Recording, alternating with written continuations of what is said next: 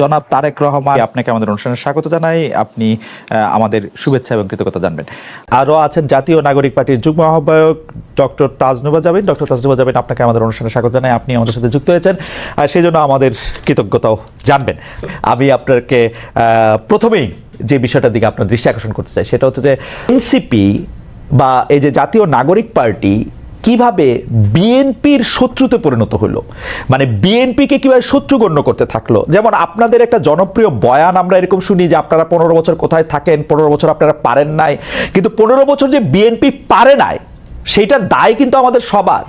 যেমন এই বৈষম্য বিরোধী ছাত্র আন্দোলন যখন জীবনের ঝুঁকি নিয়ে রাস্তায় এসে দাঁড়ালো, তারা যখন মরতে শুরু করেছিল, আপনিও প্ল্যাকার্ড নিয়ে রাস্তায় দাঁড়িয়েছেন, আপনি একজন পেশাজীবী। আমরাও আমাদের জায়গা থেকে যা করার দরকার তা করতে চেয়েছি, তা করতে চেষ্টা করেছি। কিন্তু বিএনপি যখন করতে চেয়েছে, বিএনপি যখন শেখ হাসিনাকে সরাতে চেয়েছে, তখন আমাদের কাউকে কিন্তু পাশে পায় নাই। এই 15 বছর ধরে সংগ্রামরত, তারপর হচ্ছে বিভিন্নভাবে মজলুম দলটা কিভাবে এনসিপির সবচেয়ে বড় প্রতিপক্ষতে পরিণত হলো। তারা কথায় কথায় বিএনপিকে শ্লেষ করে, বিএনপি পারে নাই, বালুর ট্রাক সরাতে পারে নাই, দৌড়ানি দিয়ে এই আগে যদি দিতেন তাহলে এতদিনে ওরা পলায় যেত। এগুলি বিএনপিকে কেন শুনতে হইতেছে? মানে বিএনপির অপরাধটা কি? এবং সেটা কিন্তু আজকে থেকে না, প্রথম দিন থেকে। এবং বিএনপির অপরাধ আমি সরাসরি দেখি যে বিএনপি একটা নির্বাচন চায় এবং নির্বাচন করে এটা দেখতে চায় যে কারা আসলে কটুক দিতে পারে। আপনি যদি আমাদের একটু বলতেন। এই 5 আগস্টের পরে কিন্তু প্রত্যেকটা ফ্যাসিবাদ বিরোধী শক্তি যার যার ব্যানারে ফেরত গেছে। এখন যখন গণ অভ্যুত্থানটা নিয়ে প্রশ্ন ওঠে, গণ অভ্যুত্থানের ভাগিদার নিয়ে প্রশ্ন ওঠে, সবাইকে কিন্তু সমান সেটার অংশীদার তারা দাবি করে, খুব ভালো কথা। কিন্তু যখন ব্যর্থতা বা কোনো ধরনের জবাবদিহিতার মধ্যে পড়তে হয়, তখন কিন্তু শুধু ছাত্র তরুণদেরকে পড়তে হয় বা এই গুটি কয়েক ছাত্রকে ধরে পড়তে হয় যে, এবং এই শত্রু বা তারা 15 বছরে কিছু পারে নাই, এই কথাটা কিন্তু শুধু ছাত্র তরুণদের পক্ষ থেকে যায় না, এটা জনগণের পক্ষ থেকেও যায়। আপনি যদি আপনাদের এই অনুষ্ঠানগুলোর নিচে কমেন্ট গুলা দেখেন, কখনো যদি চোখে পড়ে, এখানে কিন্তু যাদের প্রকৃত অর্থে যাদের অ্যাকাউন্ট আছে, এরকম অনেক মানুষ কিন্তু খুব সুন্দর সুন্দর কথা লেখে এবং কাউকে অ্যাটাক করে না, খুব গঠনমূলক ভাবেই কিন্তু লেখে। এটা থেকে কিন্তু আপনারা নিজেরাও বুঝতে পারবেন এবং আশেপাশের মানুষ থেকেও বুঝতে পারবেন যে গত 15 বছরে একটা যোগ্য বিরোধী দল হওয়ার ব্যর্থতা কিন্তু এদেশকে ভুগিয়েছে। একটা সফল বিরোধী দল হওয়ার ব্যর্থতা কিন্তু এদেশকে ভুগিয়েছে। এটা শুধু ছাত্র জনতা হিসেবে আমরা যে বলি যে, বা এনসিপি এই নতুন করে যে এটা বলে, ব্যাপারটা তা না। আরেকটা বিষয় হচ্ছে, এই শত্রু বা এই মুখোমুখি দাঁড় করানোর ব্যাপারটা কিন্তু এক দিক থেকে না। আপনি দেখবেন এই যে কিছুদিন আগে এক টক শোতে আমার এক সহ আলোচক বলছিলেন, আমি 90 সালের গণ অভ্যুত্থানের একটা কথা বলছিলাম, উনি বলছেন 90 সালে তোমার বয়স কত ছিল, বেয়াদব, অপরিপক্ক, আদব কায়দা জানে না, তোমাদের বয়সে মানে এক একজনের, আমাদের রাজনৈতিক জীবন বা রাজনৈতিক পথ চলা তোমাদের বয়সের বেশি। এই যে খাটো করে দেখা, এই যে হেয় করে দেখা, তো এটার প্রতিক্রিয়াতেও কিন্তু কিছু কথা চলে আসে। না ডক্টর জাবিন আসেন, আমরা একটু আমার ব্যর্থতা, আমি আপনার প্রশ্নটা আসলে বুঝাতে পারছি কিনা আমি জানি না। আমার কাছে যেটা মনে হয়েছে যে বিএনপি গত 13 বছর ধরে, স্পেসিফিকলি বললে যে 2012 সালের পর থেকেই বিএনপি এই একটা সরকারের কাছে একটা দাবি জানায় আসতেছে, দরকার হলে সরকারকে বলতেছে ক্ষমতা চাইতে একটা সুষ্ঠু নির্বাচনের কথা বলতে। এবং এইটার মধ্যে কিন্তু বিএনপি কোনোদিন কোনো আড়াল নিতে পারে নাই। বিএনপি কিন্তু কোনো ছাত্রলীগের মধ্যে গিয়ে বলতে পারে না যে বঙ্গবন্ধু মহান নেতা, আমরা সবাই বঙ্গবন্ধুকে ভালোবাসি, এই কথা বলে কিন্তু বিএনপি রাজনীতি করতে পারে নাই। বিএনপিকে রাজনীতিটা করতে হয়েছে বিএনপির কথা বলেই, শেখ হাসিনার এগেনস্টে কথা বলেই বিএনপি রাজনীতি করতে হয়েছে। তার জন্য মামলা, মোকদ্দমা, জেল, জুলুম যত কিছু করছে, চা খাচ্ছে। বৈষম্য বিরোধী ছাত্র আন্দোলনের নেতারা কিন্তু শেখ হাসিনার বিরুদ্ধে ফেসিবাদী আন্দোলনে গেছে হচ্ছে অনেক পরে, অনেক জায়গার পরে। সেই সময় তাদেরকে আমরা মুক্তিযুদ্ধের স্লোগান দিতে দেখছি, তাদেরকে আমরা বঙ্গবন্ধুর ভাষণ দিতে দেখছি, এবং আমরা দেখছি যে তারা নানাভাবে নানা ধরনের আড়াল নিচ্ছেন। বিএনপি কিন্তু এই সুযোগটা পায় না। আমার প্রশ্নটা হচ্ছে, যেই বিএনপি এত ত্যাগ করলো এবং তারা কিন্তু সরকারে গিয়া 3 জন মন্ত্রী হয় নাই, 3 জন মন্ত্রী এই বৈষম্য বিরোধী ছাত্ররাই হয়েছে। তারা কিন্তু কোনো কিছু দখল করে না, তাদের একটাই চাওয়া ছিল ইলেকশনে যাওয়া। এবং ইলেকশন যাওয়ার পর থেকে বিএনপিকে কি শুনতে হয়েছে আপনাদের কাছ থেকে আপনি দেখেন।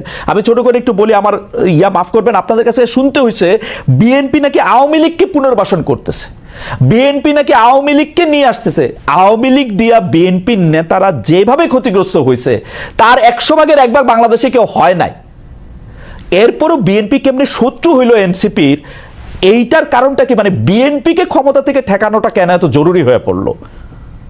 এখানে শত্রুতার প্রশ্ন না খালেদ ভাই। এই যে কেন শুধু সুষ্ঠু নির্বাচনই চেয়েছিল, নির্বাচন কেন্দ্রিক রাজনীতি তারা করেছে। এই যে হাসিনা কিভাবে এই 3টা অবৈধ নির্বাচন করে ফ্যাসিস্টের সাম্রাজ্য টিকে রেখেছিল, তাদের রাজনীতিটাই ছিল নির্বাচন কেন্দ্রিক। কারণ নির্বাচন হলেই শুধু গণতন্ত্র হবে, গণতন্ত্র ফিরে আসবে, এটা তাদের একটা রাজনৈতিক একটা চালের, এটা বা তাদের কি বলবো আমি, পরিকল্পনার ভুল বলবো, যে তারা সবসময়, আপনিই বলছেন যে তারা সবসময় সুষ্ঠু নির্বাচনই চেয়েছে। কেন তারা হাসিনার এই যে তার যে সাম্রাজ্য, 3টা বিভাগ, এই যে সবকিছু তার একক কর্তৃত্বে, একক হাতে, প্রত্যেকটা রাষ্ট্রীয় প্রতিষ্ঠানের একটা ইট পাতা যে হাসিনার কথা ছাড়া বা স্বৈরশাসকের কথা ছাড়া চলতো না, বা মানুষকে সম্পৃক্ত করার যে রাজনীতি, এটা তো বিএনপি করতে ব্যর্থ হয়েছে। এবং জনগণের কথা না বলে, জনগণ এই যে এখনো তারা যে 31 দফা বলে বলে যেসব গণভোট অসম্ভব বলছে, যেসবে আমরা জনগণকে সম্পৃক্ত করতে চাচ্ছি, বিএনপি আবার সেসব জায়গায় জনগণকে দূরে ঠেলে দিয়ে আবার নির্বাচনের কথা বলছে। এখানে কিন্তু আপনি দেখেন তারা কিন্তু আবার জনগণকে নিজেদের থেকে দূরে সরাচ্ছে। জনগণ কিন্তু তাদেরকে চাচ্ছে, এবং তারা একটা প্রতিষ্ঠিত রাজনৈতিক দল, তারা নির্যাতিত রাজনৈতিক দল।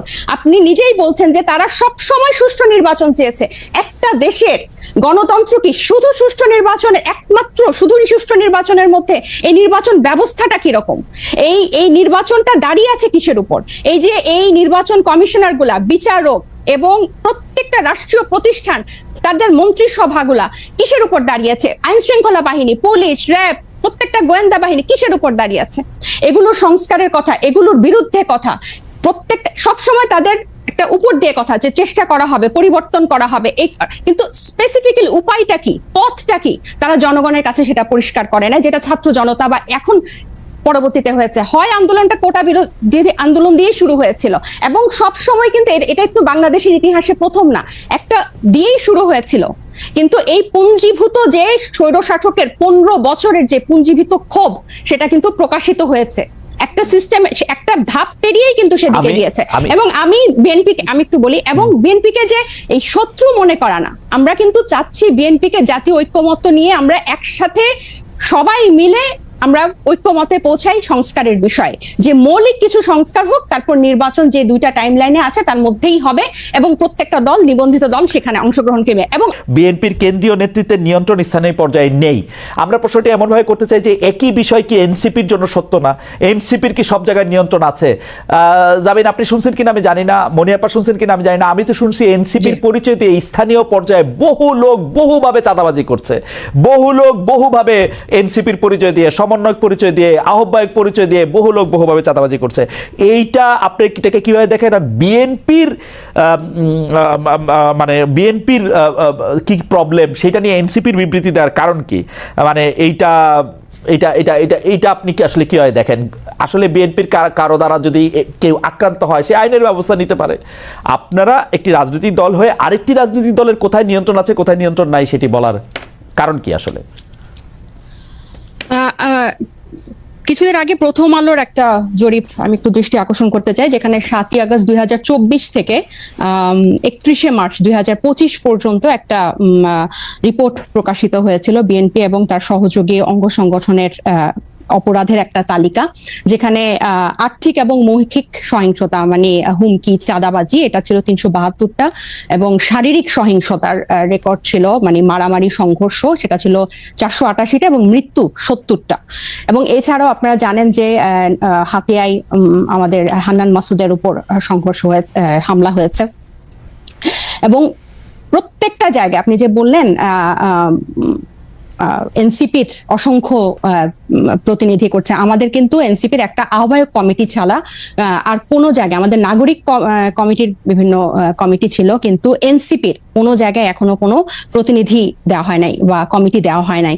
তো যারা অপরাধ করছেন বা যারা এই নাম ভাঙিয়ে, সমন্বয়ক নাম ভাঙিয়ে বা এখানকার আহ্বায়ক নাম ভাঙিয়ে যারা চাঁদাবাজি করছেন, তাদের কিন্তু গ্রেফতারও হচ্ছেন এবং তাদেরকে কিন্তু আইনের আওতায় আনা হচ্ছে। আরেকটা যেটা, এবং এই যে আপনার জনাব সার্জিস আলম, আপনাদের একজন নেতা, উনি যে 155টা গাড়ি নিয়ে ওখানে গেছেন, তার আগে হান্নান মাসুদও গাড়ি নিয়ে গেছেন, সেটাতে চাঁদাবাজি করছেন, সেটা অনেকেই বলতেছেন।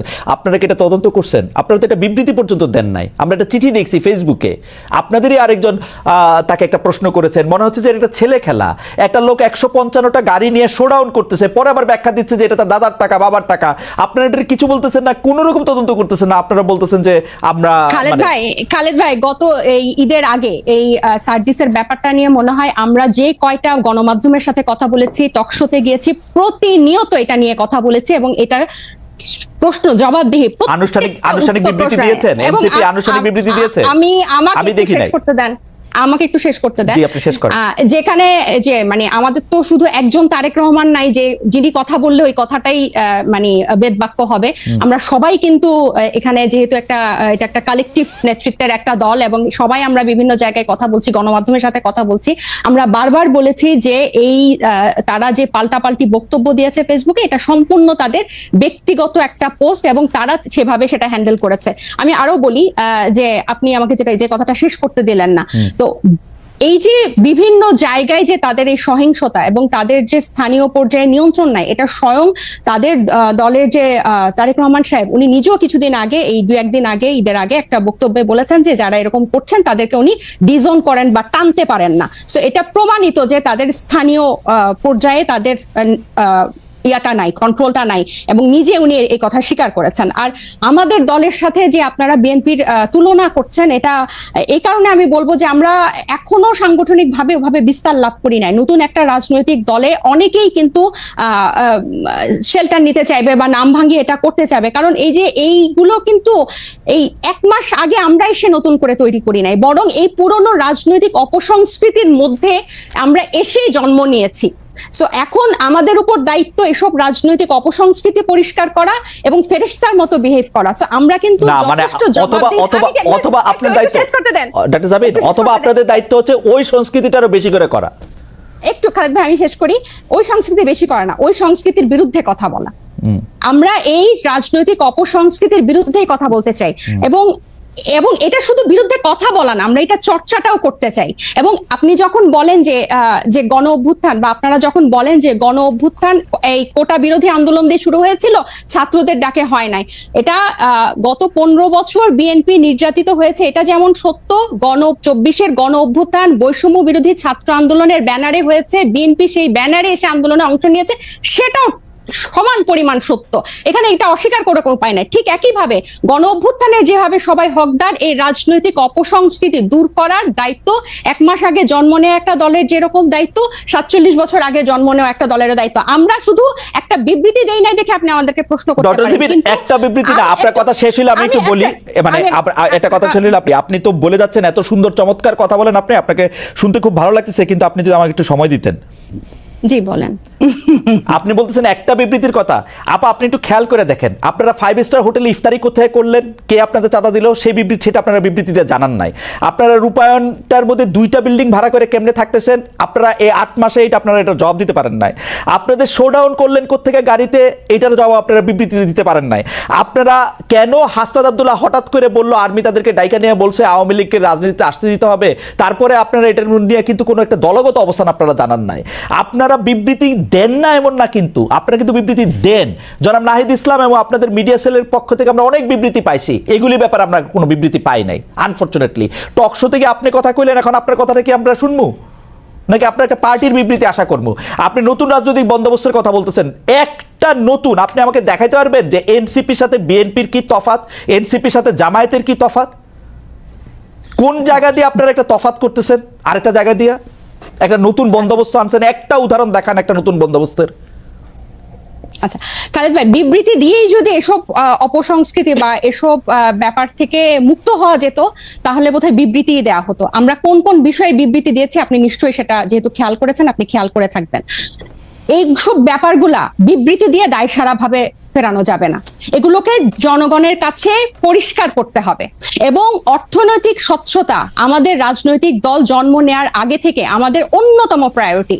শুধু বাংলাদেশে কোন রাজনৈতিক দলের এই গত 53 বছরের রাজনৈতিক সংস্কৃতিতে অর্থনৈতিক স্বচ্ছতা কখনো কোনো রাজনৈতিক দল দেখায় না। এবং আমরা জন্ম নেয়ার আগে থেকেই এই আলোচনা, আপনি যে 8 মাস বললেন, জন্ম নিয়েছে 1 মাস আগে, এর আগে থেকে আমরা যখন এই প্রক্রিয়ার মধ্যে ছিলাম এটা ছিল আমাদের অন্যতম প্রায়োরিটি। আপনার একটা জিনিস, একজন ব্যক্তি একটা রাজনৈতিক দলের একজন দুজন কিছু করবে সেটাকে ডিফেন্ড করে একটা বিবৃতি দিয়ে কিন্তু ব্যাপারটা থেকে দায়সারা হওয়া যাবে না। বরং আমাদের হোমওয়ার্কটা হচ্ছে, আমাদের কর্মযজ্ঞটা হচ্ছে এই জিনিসটা কিভাবে স্বচ্ছভাবে মানুষের কাছে পরিষ্কার করা যায়, যাতে এটাই হচ্ছে আমাদের বিএনপি এবং জামাতের থেকে আমাদের পার্থক্য। বিএনপি এবং এই যেসব রাজনৈতিক দল স্টাবলিশ ছিল তারা কি শোডাউনের রাজনীতি করে নাই, তারা কি পেশি শক্তি দেখায় নাই, তারা কি আর্থিক প্রভাব প্রতিপত্তি দেখায় নাই বিভিন্ন জেলায়? এটা তো আপনি অনেক অভিজ্ঞ, আপনি অনেক বছরের আপনার অভিজ্ঞতার। আমি বলি, আমাকে শেষ করতে দেন যে এখন এটা থেকে আমরা ডিফারেন্ট কিভাবে হব, যে এগুলোকে আমাদেরকে চেক করতে হবে। বিবৃতি দিয়ে কিন্তু এখান থেকে দায়সারা ভাবে আমরা মুক্তি পেতে পারবো না, এগুলোকে আমাদের অ্যাড্রেস করতে হবে, এগুলোকে ফ্লেক্সিবল করতে হবে কিভাবে জনগণের কাছে পৌঁছানো যায়। এবং এই ইফতারের কথা এবং রূপায়ণ টাওয়ারের অর্থের